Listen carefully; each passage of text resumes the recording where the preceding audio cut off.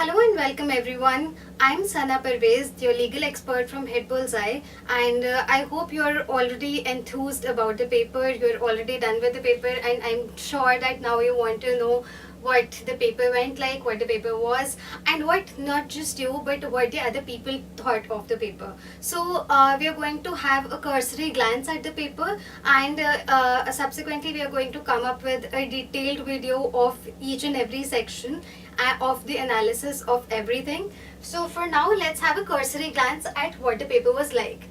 See, mostly the paper was a little bit, people found that it was not as lengthy as the last year's paper, which we were anticipating because it was brought down from 150 questions to 120 questions. The level of the paper was easy to moderate, and let's have a look at the paper section wise. So if we talk about the paper section wise, firstly let's discuss the verbal section. In the verbal section, in the verbal section there were 4 passages. Most of the passages, they had 6 questions each, that is there were 24 questions as it was anticipated earlier. A good cutoff would be, a good attempt would be 18 to 20 out of 24.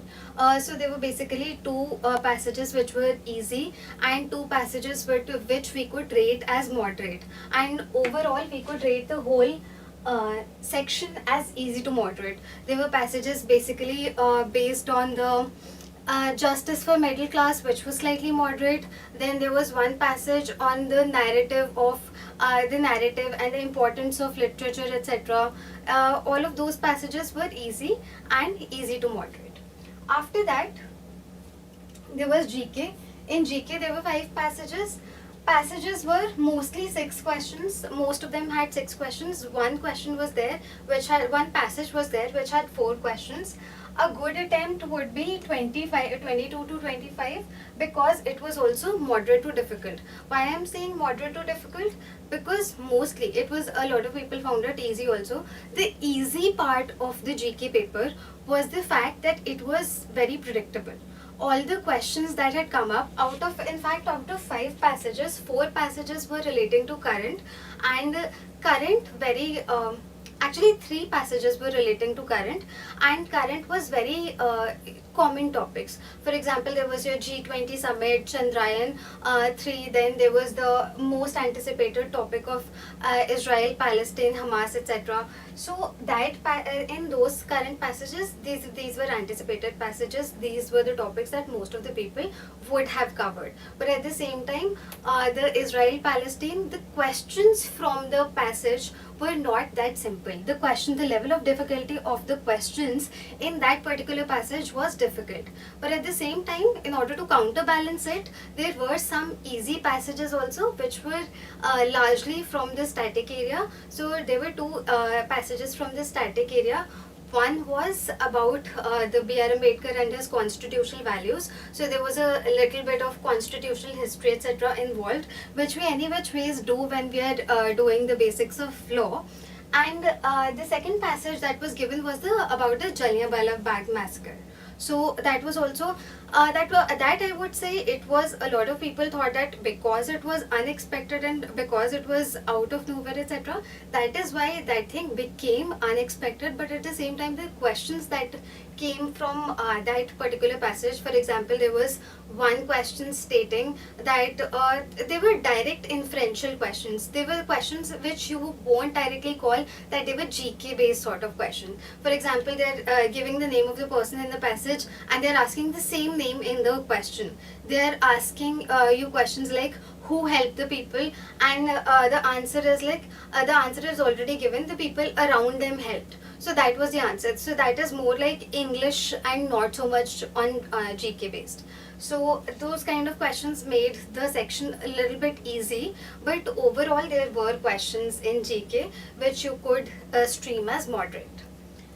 So after that, legal reasoning. In legal reasoning there were 5 passages actually. About 5 passages. There were 32 questions. There were 3 passages having 6 questions, and there were 2 passages having 7 questions. Again, legal reasoning was all from current. There was nothing absolutely which was from static. Even the things that were seemingly from static were also all the things that have been controversial in this current year, or there has been like a landmark judgment or an important judgment on it. So there were passages such as there was one Juvenile Justice Act. There have been some judgments with respect to it. Then there was one passage with respect to the property of the child who's born out of a voidable marriage. That is something that is, again, you might have thought that it is something with respect to static, but it has been covered in current as well. Then there was उसके बाद there were other things such as there was a Digital Personal Data Protection Act, which has been, as we already discussed in Hitbullseye, it was one of the most important acts that we covered over and over again, and it was pretty much expected. After that, there was one passage which was pertaining to our periodicals bill, and that is also something that was slightly unexpected though, but that also we Hitbullseye in our mocks, we had covered it in our CLAT 01. So that was unexpected, but we had covered that as well. So basically summing it up, we had covered the voidable marriages, Juvenile Justice Act, then we had covered the DPDP Act, then we had covered the Periodicals Act, and there was one more basically judgment or passage based on the right of freedom to speech and expression, which is something that has been talked about in this particular year, and it was anticipated. It was because there have been a lot of legislation pertaining to it. So that is why it was also, I would say that the questions that were expected did come, but then again the level of difficulty was moderate. And also the questions were not that lengthy. Some of the questions and some of the passages in legal was a bit lengthy, but overall if we see, it was not that lengthy. So a good attempt would be 24 to 25 out of 32 questions. Okay, out of 32, 24 to 25 should be a good attempt. After that, logical aptitude. In logical aptitude, we would say if we have to basically mark verbal in juxtaposition to logical reasoning, I would say logical reasoning was a little bit more difficult comparatively. So in logical reasoning, a good attempt would be 16 to 18. So I would mark it as difficult only. So overall, even though the students thought that the paper was slightly easier, but this particular section was one section that people had most problem with. So there were two short passages and 2 long passages.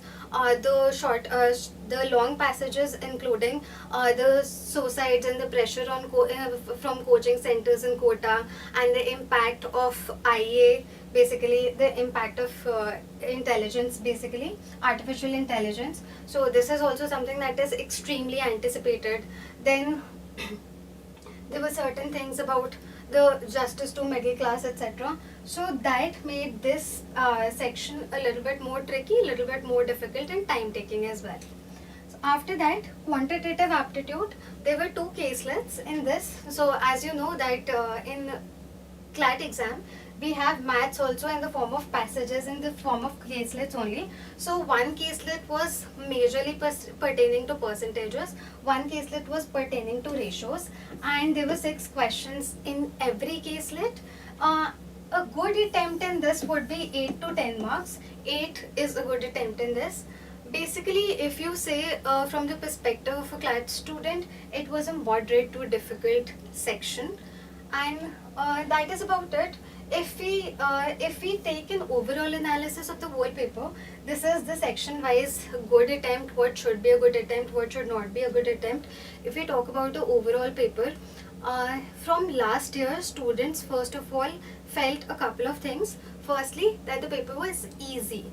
The reason why they felt this is that last time also it wasn't that the paper was very, very, very difficult, but the challenge was that it was difficult to do that paper in a certain amount of time. And because of the fact that the paper, the number of questions had decreased from 150 to 120, this clearly showed in the attitude of the students, the way the students felt about the paper afterwards, and it would also be very clearly translated into the cutoff that we are going to see. And that is why the cutoff is going to be exactly, almost exactly, we cannot predict of course as of now. We are going to go ahead and see the official answer key, and you're going to predict it accordingly.